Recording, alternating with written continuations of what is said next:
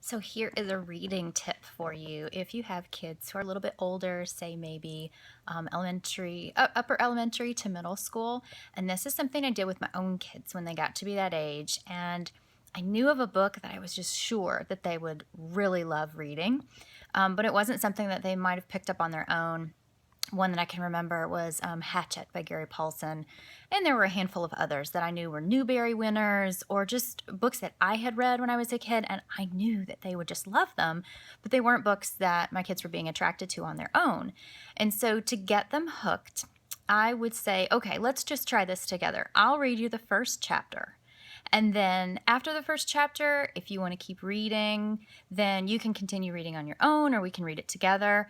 But after that first chapter, if you don't like it, then we'll just put it back on the shelf or take it back to the library. No big deal. So we did that on quite a few books that were books that I was pretty sure that they would really love. And I can only remember one time that we ended up saying, nah, we're not going to keep reading that book.